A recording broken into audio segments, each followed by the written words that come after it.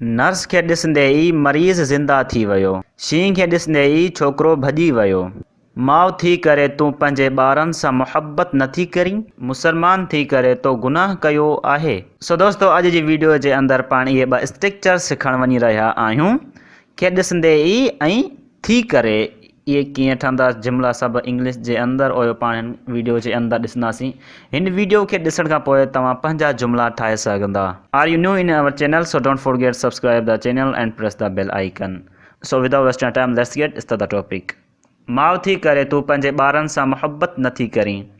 पुटु थी करे तूं पीउ सां विढ़ीं थो। मुसलमान थी करे तूं गुनाह कयो। उस्ताद थी करे इहे पढ़ाइनि कोन था। सभ खां पहिरियां पाण ॾिसंदासीं त इन्हनि जी इंग्लिश कीअं थींदी। हुन खां पोइ ॾिसंदे ई वारा पाण स्ट्रक्चर सिखंदासीं, ठीकु आहे। थी करे इन जी इंग्लिश थींदी बीइंग। छा थींदी? बीइंग। इन जो स्ट्रक्चर कीअं थींदो? स्ट्रक्चर जे अंदरि पाण सभ खां पहिरियां लॻाईंदासीं बीइंग। बीइंग खां पोइ प्लस नाउन लॻाईंदासीं, ठीकु आहे। पंहिंजो इसम नाउन लॻाईंदासीं ऐं हुन खां पोइ प्लस में पंहिंजो सेंटेंस पर लॻा जुमिले खे कंप्लीट कंदासीं। मज़ीद पाण ॾिसूं था हिन जा सेंटेंस त इहे कीअं ठहनि था। डॉक्टर थी करे हू मरीज़ खे फ्री रहियो आहे। डॉक्टर थी करे हू मरीज़ खे फ्री रहियो आहे।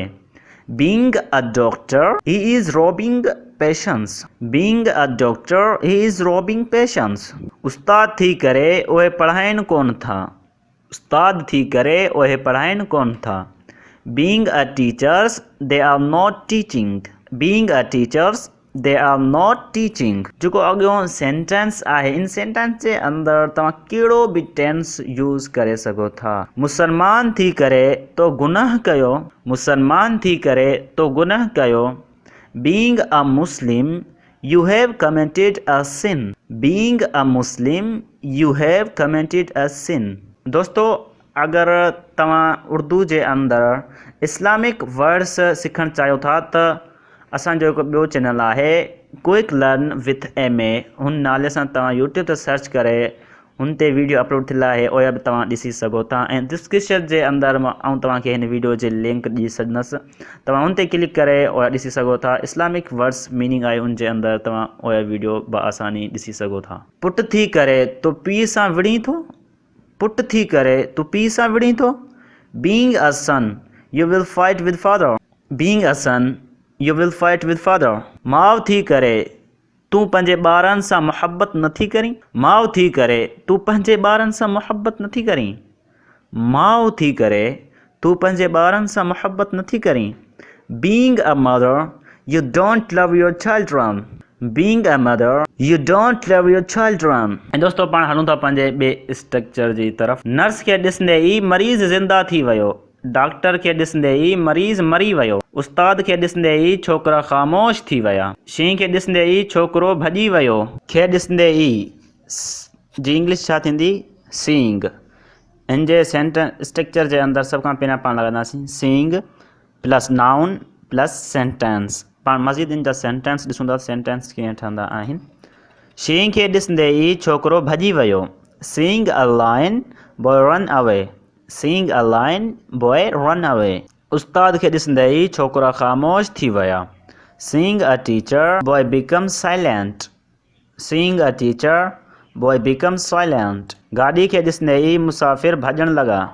गाॾीअ खे ॾिसंदे ई मुसाफ़िर भॼण लॻा। Seeing the train, passengers began to run. Seeing the train, passengers began to run. Doctor खे ॾिसंदे ई मरीज़ मरी वियो। Seeing the doctor, patient died. Seeing the doctor, patient died. Nurse खे ॾिसंदे ई मरीज़ ज़िंदा थी वियो। नर्स खे ॾिसंदे ई मरीज़ ज़िंदा थी वियो।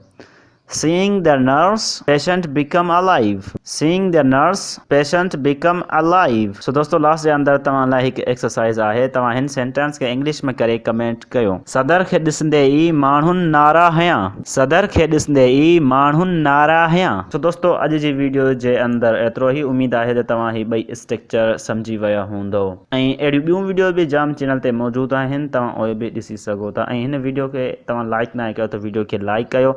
ऐं अञा ताईं सब्सक्राइब न कयो चैनल खे त सब्सक्राइब बि कयो। ऐं पंहिंजे दोस्तनि ॾे बि वीडियो खे शेयर कयो ताकी हू बि इन वीडियो जो फ़ाइदो वठी सघनि।